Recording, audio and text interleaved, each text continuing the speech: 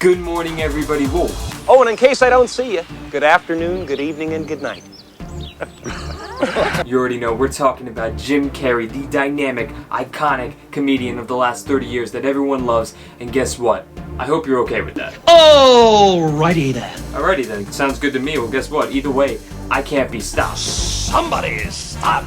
We'll be right back within the next 5 minutes. I'm not back in 5 minutes. Just wait longer. Alright, sounds good to me. Stay tuned.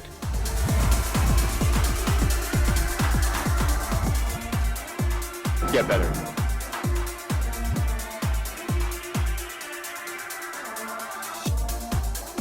Go get it.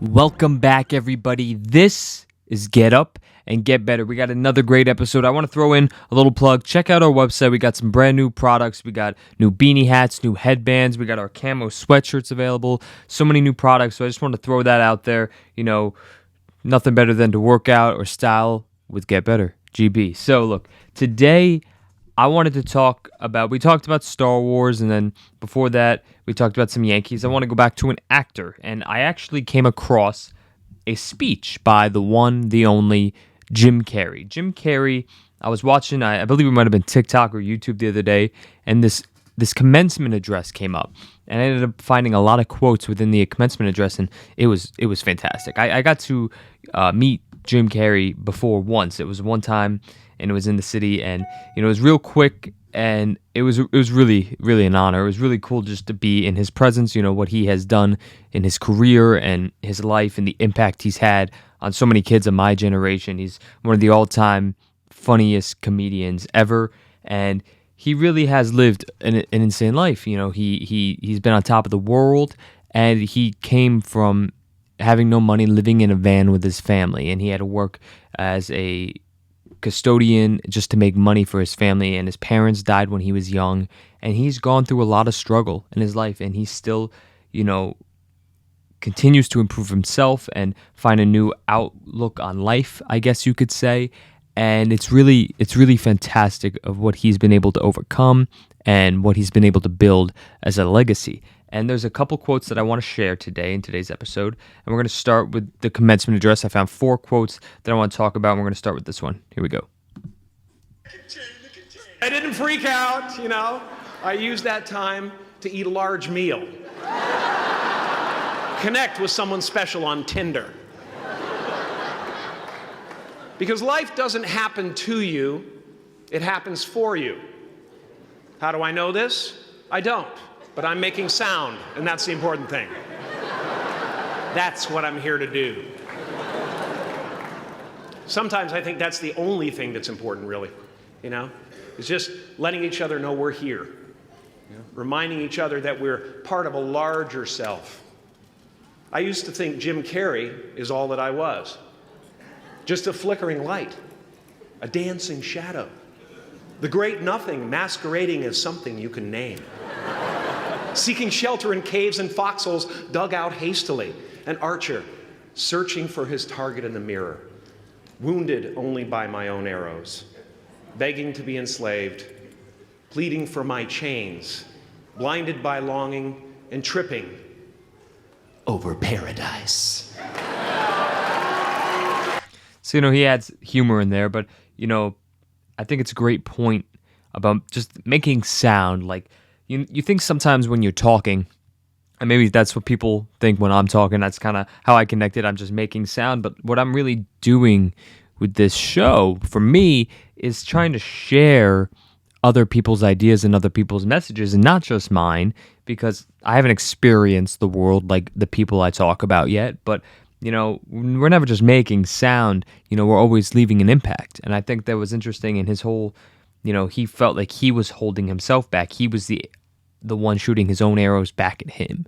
And I think sometimes we all feel like that. And then he continued with this quote, and I'm going to play it. My father could have been a great comedian, but he didn't believe that was possible for him. And so he made a conservative choice. Instead, he got a safe job as an accountant. And when I was 12 years old, he was let go from that safe job, and our family had to do whatever we could to survive. I learned many great lessons from my father, not the least of which was that you can fail at what you don't want. So you might as well take a chance on doing what you love.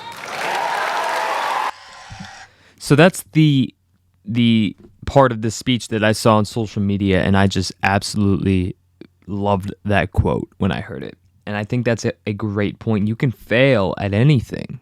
You can get a job, you could be played safe, and you can still fail. So you might as well fail at what you want to try. You might as well fail at something you care about, something that you like. And then he continued in this part of the speech. I'm going to play it right here. They keep opening. And when I say life doesn't happen to you, it happens for you, I really don't know if that's true.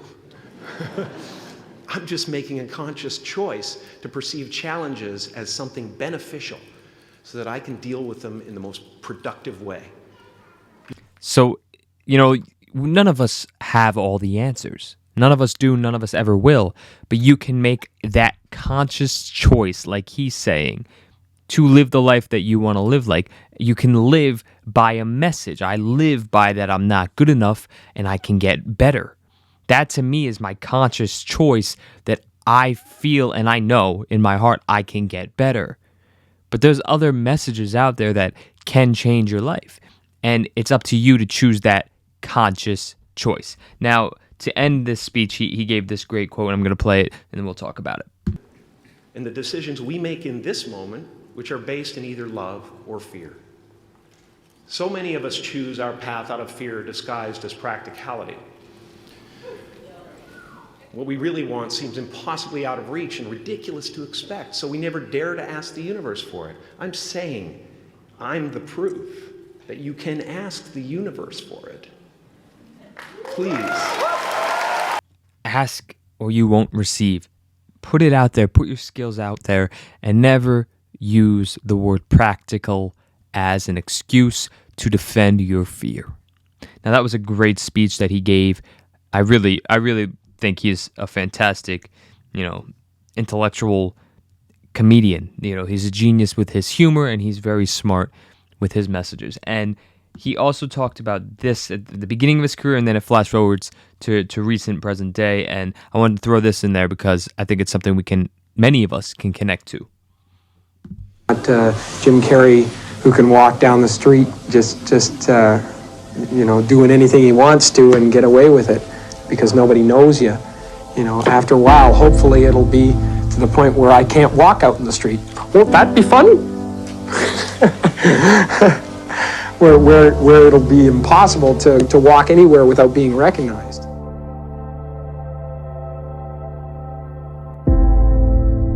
When you create yourself to make it,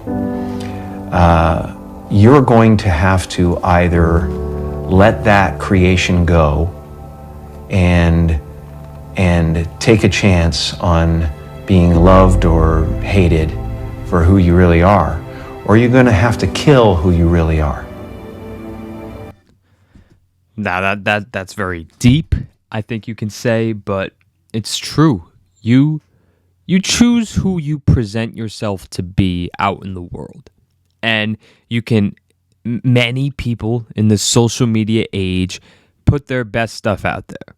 And I don't want to ever be that person. I don't want to just put my good stuff out there. I fail. I do fail throughout life. I do fail every day to day. I will eat too many unhealthy food. I won't work out as much as maybe I should, but I'll still work out every day, and I make that a reason to not work out harder. But I don't let my day go by without making sure I've improved in some way to be a better person.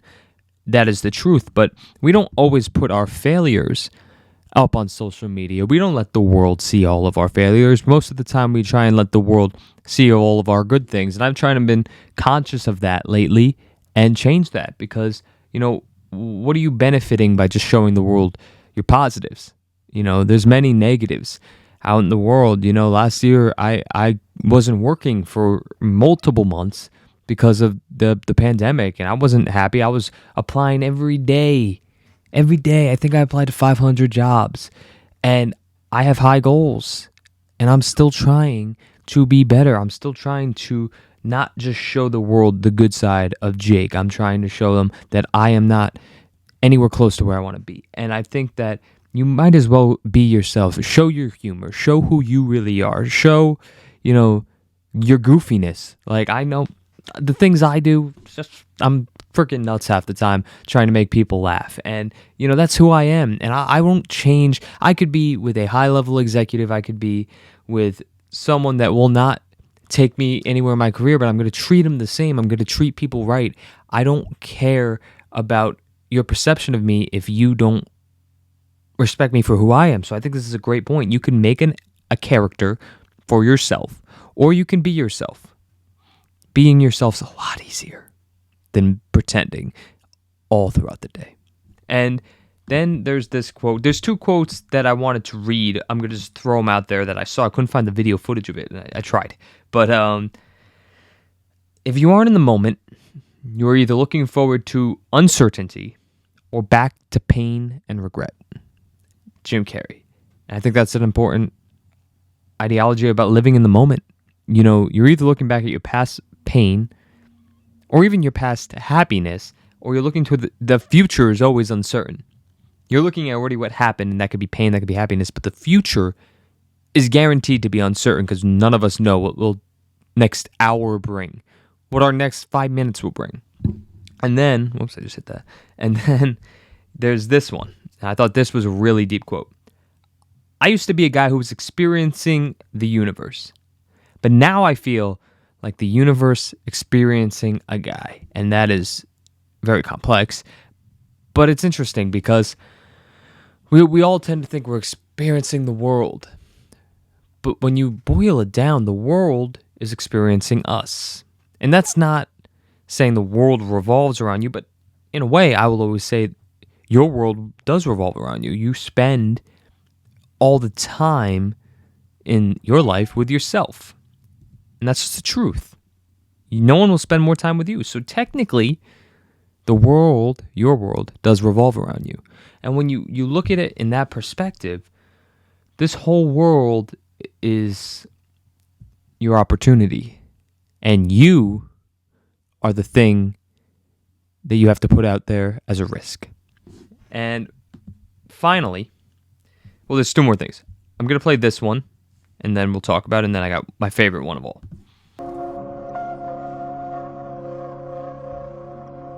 Your need for acceptance can make you invisible in this world. Don't let anything stand in the way of the light that shines through this form. Risk being seen in all of your glory.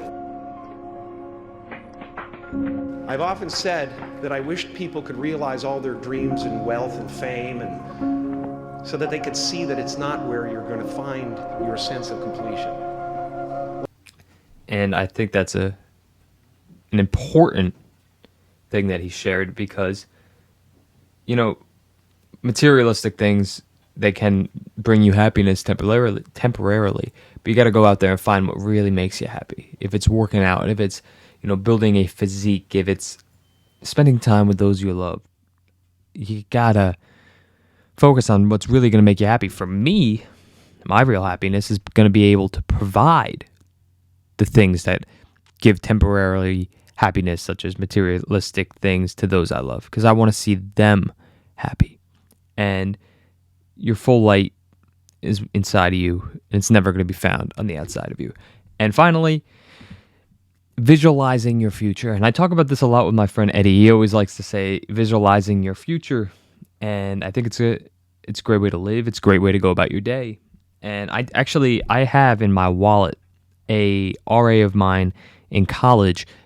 We had a program, and in that program it wrote, I'm not going to share what I wrote on it, but it was to write a message that you want to come to fruition in, let's say, 20 years. And to hold it in your wallet every day as a reminder when you come across it, when you clean out your wallet, keep it in there, because that's visualizing your future. It's just remembering what your goal is. And he did this, and I saw this a couple years ago. It stuck with me. I'm going to play it. It was in like 1987, 85, yeah. And I had nothing at that time, so it was like, but it just made me feel better. It made me, at that time, all it really was for me was kind of making me feel better. I would drive home and think, well, I do have these things. And they're out there. I just don't have a hold of them yet, but they're out there. Okay, so you would get this from what, self-help books or whatever? Yeah, self-help section. Self-help section. They've renamed it the Jim Carrey wing. So didn't you write yourself a check? I heard that you did. Is that true? I wrote myself a check for $10 million for acting services rendered, and I gave myself 5 years, or 3 years maybe, and I dated it Thanksgiving 1995, and I put it in my wallet, and I kept it there, and it deteriorated and stuff, but then just before Thanksgiving 1995, I found out that I was going to make $10 million on, I think it was Dumb and Dumber, maybe. Dumb and Dumber, yeah. So you visualize yourself like... So he pictured it, he imagined it, he believed he could do it, and it happened. And I think that's important to see. I know when I look in the future, I have lofty goals, but I'm looking towards it, and I'm saying that's what I want to do, and I'm visualizing how I'm going to get there. And it's just a reminder in the back of my head that that's where I'm going to be, that's where I want to be, and I'm picturing it. Because if you can't picture it, you'll never actually do it because you don't believe in yourself enough to do it. Now, Jim Carrey, go watch one of his movies. He's hysterical, inspirational life, inspirational guy, but every single one of us can be an inspiration to someone. So go make someone else's day better, and that will help you, in turn, get better. Thanks, everyone. I will see you soon.